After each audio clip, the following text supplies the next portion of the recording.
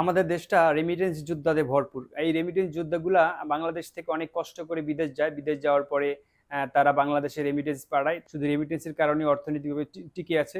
এই রেমিটেন্স যোদ্ধারা যখন বিদেশ যায় তারা কিন্তু নানান দালালের মাধ্যমে পড়ে যায়। তারা দালালের মাধ্যমে গিয়ে কিন্তু অনেক কষ্ট করে বিদেশ যায়। আবার এমনও লোক আছে যারা লোকজনের মাধ্যমে বিদেশ যাওয়ার সময় চুক্তিবদ্ধ হয়ে সেখানে পৌঁছাতে না পেরে অন্য অন্য কোনো লোককে অভিযোগ দায়ের করে এবং সেই অভিযোগের কারণে যে লোক তাকে নিয়েছিল সেই লোক কিন্তু মারাত্মক শাস্তির সম্মুখীন হয়। তো আজকে সেই বিষয়ে আলোচনা করব কিভাবে বিদেশ যাওয়ার জন্য কন্টাক্ট এবং বিদেশ যেতে না পারলেও যে মিথ্যা মামলা দায়ের করা হয় সেই সম্পর্কে আজকে আলোচনা করব। চলুন আলোচনা শুরু করা যাক। আসসালামু আলাইকুম। দেশ এবং দেশের বাইরে যে যেখান থেকে আজকের এই পর্বটি দেখছেন, এই পর্বটি অত্যন্ত গুরুত্বপূর্ণ হিসেবে আমি মনে করি, কারণ আমাদের এই দেশটা রেমিটেন্স যোদ্ধাদের অর্থনৈতিক যোগানের মাধ্যমে বর্তমানে টিকে আছে। রেমিটেন্স যোদ্ধাদের রেমিটেন্স না আসলে বাংলাদেশের অর্থনৈতিক অবস্থা কি হতো আপনারা খুব ভালো করেই জানেন। তো সেই বিষয়ে আজকে যে আলোচনা করব, এই রেমিটেন্স যোদ্ধারা কিভাবে বিদেশ যায় সেটা আপনারা সকলেই জানেন। বিষয়টা হচ্ছে যে আমাদের আমাদের সমাজের কথাই বলি, এটা আপনাদের এলাকায় কি হয় জানি না। আমাদের সমাজে এমন অনেক লোক আছে যারা লিবিয়া গিয়েছে, কষ্ট করে লিবিয়া গিয়ে তারপরে লিবিয়ার মাধ্যমে ইতালি চলে গিয়েছে। তো লিবিয়ার মাধ্যমে ইতালিতে যাবে এটা কিন্তু যে লোকের মাধ্যমে গেছে তিনিও জানে এবং যারা গিয়েছে তারাও কিন্তু জানে লিবিয়ার মাধ্যমে ইতালিতে যাইতে হলে সেখানে অনেক রিস্ক আছে, সেখানে অনেক টাকা পয়সা খরচ হবে।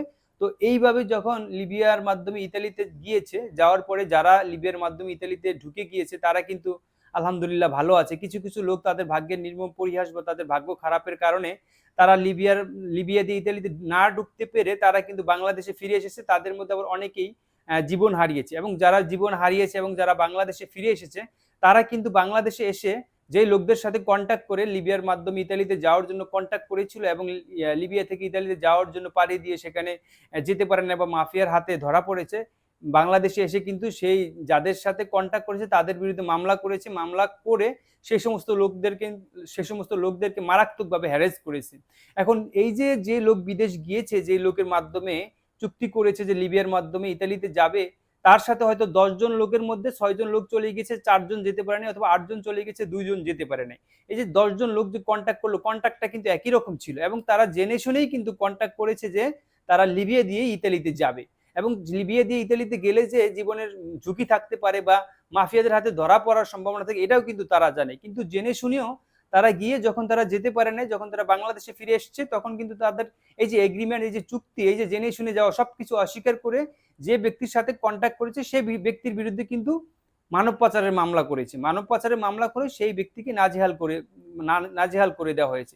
এখন এই ব্যক্তি যে মিথ্যা মামলাটা করলো, এই সকলেই জানি বাংলাদেশের মানুষ কিভাবে বিদেশ যায়। আমাদের এই বাংলাদেশের শতকরা 90% লোকই কষ্ট করে বিদেশ যায় এবং এই জীবনের রিস্ক নিয়ে বিদেশ যায়। 10% লোক হয়তো বা ইতালিতে গেলে স্পন্সরের মাধ্যমে যায়, যাদের আত্মীয় স্বজন বা ভাই ব্রাদার আগে থেকে ইতালিতে থাকে তারা হয়তো বা যেতে পারে। কিন্তু অন্যান্য লোক যারা লিবিয়ার মাধ্যমে ইতালিতে গেছে তারা কষ্ট করে গিয়েছে এবং তারা এই ধরনের চুক্তি করেই যায় এবং এই চুক্তি করে গিয়ে যখন তারা সফলকাম হতে পারে না, তখন বাংলাদেশে ফিরে এসে বা লিবিয়াতে আটকা পড়ে বা জীবন হারিয়ে এই যেই লোকের মাধ্যমে কন্ট্যাক্ট করলো তার বিরুদ্ধে মামলা করে তার জীবনটাকে একদম শেষ করে দেয়, তাকে একদম নিঃস্ব করে দেয়।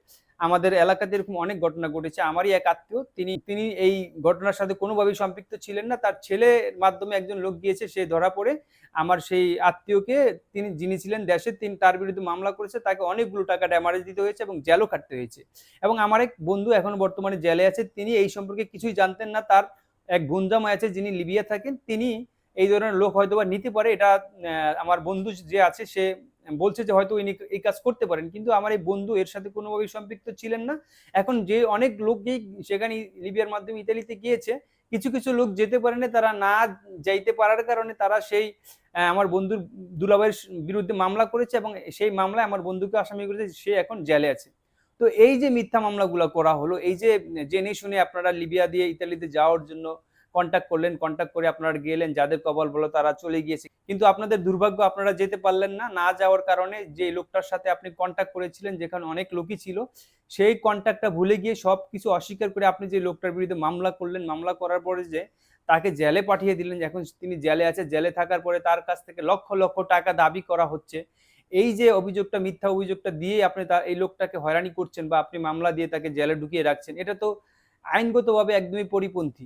আইন আদালতে যখন এই ধরনের অভিযোগগুলো করা হয়, তখন যারা বিজ্ঞ বিচারকগণ আছে তারাও এই বাস্তবতা বোঝে। কিন্তু আইনের যেহেতু একটা কথা বলা আছে যে এই ধরনের অপরাধে যদি কাউকে অভিযুক্ত করা হয়, তাকে তার বিরুদ্ধে আইনে অ্যাকশনে যেতে হবে। এখন যেটা মিথ্যা হোক সত্য হোক সেটা প্রমাণের বিষয় তো অনেক পরে আসে, কিন্তু ফার্স্ট স্টেজে তো মামলাটা যখন হয়ে যায় তখন যেই ব্যক্তির সাথে আপনার কন্ট্যাক্ট করলেন সেই কন্ট্যাক্টটা বেমালুম ভুলে গিয়ে তার বিরুদ্ধে একটা মিথ্যা মামলা দায়ের করলেন, এটা তো তার জন্য অনেক বেশি ক্ষতির কারণ হয়ে দাঁড়িয়ে গেল, তার অনেক টাকা পয়সা লসের দিক চলে গেল এবং তিনি জেল জুলুম খাটলেন। যদি কেউ এই ধরনের মিথ্যা মামলা করে তার কিন্তু শাস্তির কথা আইনে বলা আছে।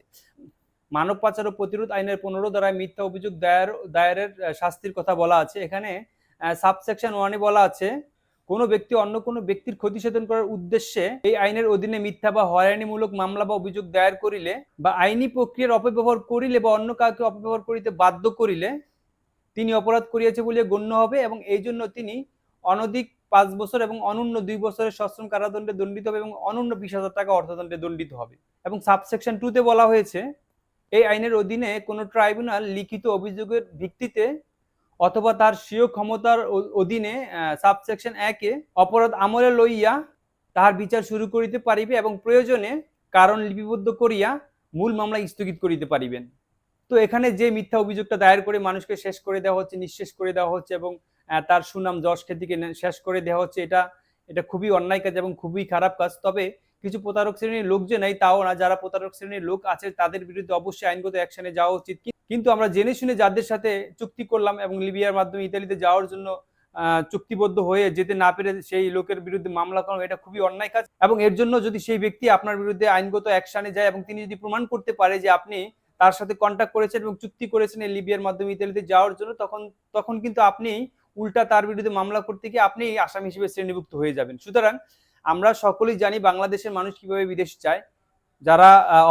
যারা দালাল চক্রের লোক আছে, যারা দালালি করে মিথ্যা কথা বলে আপনাদের কাছ থেকে টাকা পয়সা নিয়ে যায়, সেক্ষেত্রে আপনারা অবশ্যই তাদের বিরুদ্ধে আইনগত অ্যাকশনে নেবেন। কিন্তু যাদের সাথে আপনাদের লিগালি চুক্তি হয়েছে, যাদের সাথে আপনাদের সাথে কথাবার্তা হয়েছে লিবিয়ার মাধ্যমে ইতালিতে যাওয়ার জন্য এবং যে রিস্ক গুলো আছে সেই রিস্ক গুলো আপনাদের সাথে আলোচনা তারা করেছে, করার পরেই যেহেতু আপনারা সম্মতি জ্ঞাপন করেছেন, সেক্ষেত্রে যদি আপনাদের ভাগ্য খারাপ হয় এবং আপনারা যদি ইতালিতে যেতে না পারেন, সে আপনাদের উচিত হবে যে এই ধরনের মানুষগুলোকে হয়রানি না করা এবং তাদের বিরুদ্ধে মিথ্যা মামলা মোকদ্দমা না করে তাদেরকে জেল জুলুমে আটকে না রাখা। যারা অপরাধ করে তাদের শাস্তি হোক, এটা আইনও চাই, আমরাও চাই, সাধারণ মানুষ সকলেই চাই। যারা অপরাধী, যারা প্রতারক চক্র, তাদের শাস্তি হোক, কিন্তু এই প্রতারক চক্রের শাস্তির আড়ালে যাতে কোনো নিরীহ মানুষ শাস্তি না পায়, সেদিকে আমাদের প্রত্যেকেরই খেয়াল রাখা উচিত। তো প্রবাসী সকল ভাইদের প্রতি সংগ্রামী সালাম এবং শ্রদ্ধা জানিয়ে আজকের এই আলোচনা শেষ করতে চাই। আপনারা অবশ্যই গ্রামে যারা থাকে, যা আপনাদের ভাই বোনেদের, আপনাদের আত্মীয় স্বজন, যাদের প্রাণের মানুষগুলোকে দেশে রেখে গিয়েছেন, আপনাদের অনেক মায়া মমতা ত্যাগ করে বিদেশে পড়ে আছেন শুধু বাংলাদেশকে ভালো রাখার জন্য, আপনাদের প্রতি সশস্ত্র সালাম রইল। আর যারা এই ধরনের মিথ্যা মামলা বা অভিযোগ করে তাদেরকে আপনারা নিরুৎসাহিত করবেন। আর যারা অপরাধী তাদের শাস্তি করে আমরাও চাই। তো এই বলে আজকের আলোচনা শেষ করছি। আশা করি আপনারা আজকের আলোচনাটি বুঝতে পেরেছেন। আপনাদের যদি অন্য কোনো বিষয়ে অন্য কোনো কিছু জানার থাকে, আমাকে কমেন্ট বক্স বা মেসেঞ্জারে নক করতে পারেন, আমি সেই বিষয়ে আলোচনা করার চেষ্টা করব। আপনাদের সুস্বাস্থ্য ও দীর্ঘায়ু কামনা করে শেষ করছি। আমি advocate Lokman Hossain, Bangladesh supreme court বর্তমানে শরীয়তপুর জেলা ও দায়রা জজে প্র্যাকটিস করছি। আল্লাহ হাফিজ।